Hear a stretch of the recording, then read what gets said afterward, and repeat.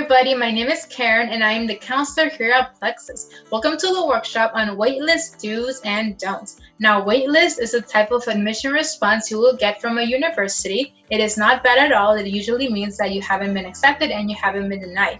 And in this workshop, I will guide you to different things that you can do and different things that you shouldn't do when you are placed on the waitlist. And with that said, let's go ahead and get started. Let's start off with the do's. First, we have think it over. By that, I mean that you should take some time to consider whether you still want to attend that school. That is, maybe you have thought about other schools that have also met the qualities that you are looking for in a college, and maybe you are not so sure if you would like to attend this school anymore. If the college where you are waitlisted is no longer one of your top choices, then you should withdraw your name from the waitlist. If you withdraw your name from the waitlist, then it will probably give another student an opportunity to be placed on the waitlist. Do carefully read the waitlist instructions and follow them. The waitlist instructions provide a lot of useful information, including what should you do next. The types of things that can be included on this what to do next list is how to opt into the waitlist if needed. That is, maybe you have to follow some instructions in order to get into the waitlist.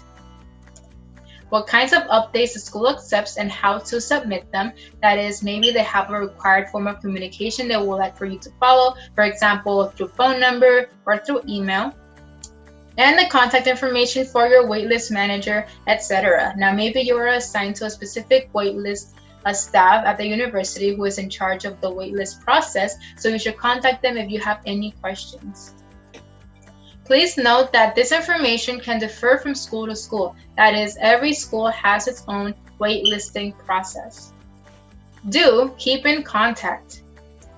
If you really want to attend a school that has waitlisted you, you should communicate that message as soon as possible and you should be clear. Now, on the previous slide, I mentioned that some waitlist instructions may contain some contact information for the waitlist manager or the person who is in charge of the waitlist. So you should contact them as soon as possible in terms of why are you so interested in attending that college.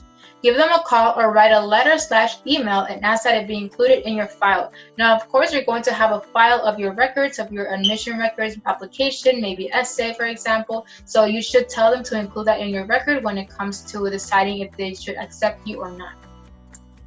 Now, you don't want to rehash all the information you've already provided. That is, the information you provided in your application already. You just want to let the school know that you're still positive and enthusiastic about attending that college. Mention specific reasons why you continue to believe the school is the best fit for you. So mention all of the reasons why you think this is the best fit for you. Mention why you want to go to the school so much. Maybe you can even mention some specific resources that are specific to that school so they know you have done your research and you're genuinely interested in attending this school. Even if you're put at the wait list, you are at the mercy of the college. That is, you don't know if you're going to be accepted or if you're going to be denied. And you can't be sure if they will call or if they will not call upon you, and you may not hear either way until after the deposit deadline at your second choice.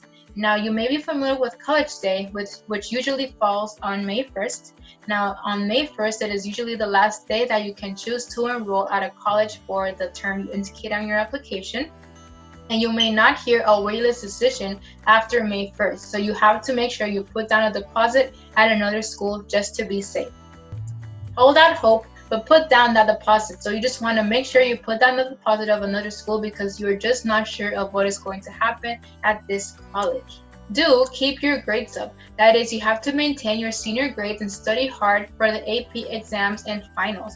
Why? Because your performance during your senior year is factored into the admission decision, and for waitlisted students, this can be a deal maker or a deal breaker. So you want to make sure you can avoid that senioritis of like not wanting to do work anymore because you're about to graduate. So you definitely want to avoid that because you have to submit your high school transcript overall from freshman year to senior year to the college, and this can potentially make a difference.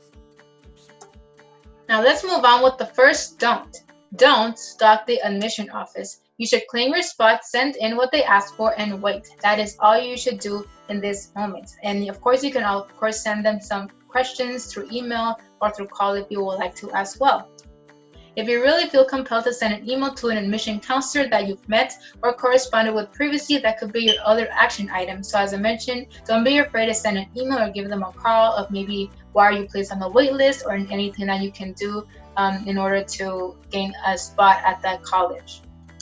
Being too persistent won't help. If you visit the admissions office or call too often, your persistence may only make things worse. Now, you don't want to call, I guess, every day because, of course, that can get annoying to the admissions staff as well. Maybe you can just ask them some brief questions, but just don't overwhelm them with too much questions, or don't overwhelm them by calling them and email them every so often.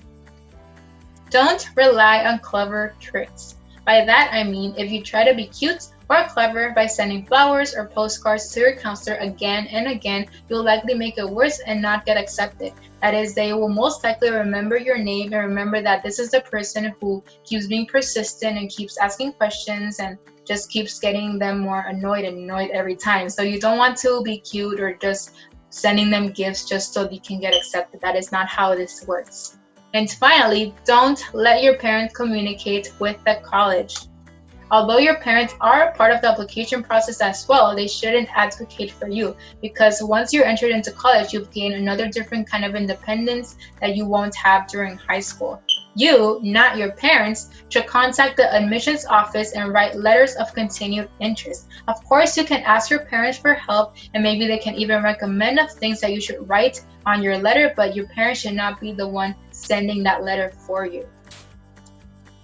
All right, we have reached the end of this workshop. Thank you everybody for sticking around. Before I leave, I would like to let you all know to please download our Plexus app on the App Store or Google Play. If you download our app, you'll be able to receive instant notifications.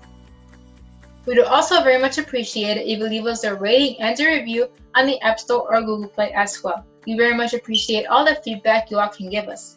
Chat with my counselor if you have any questions regarding this video, or if you'd like to reach out about your journey to higher education. We're always happy to help in answering all of those questions as well. And finally, check out our Plexus YouTube page for more college readiness workshops. Our Plexus YouTube page is called Plexus Social Media. Thank you everybody again, and I will see you all in the next workshop. Bye!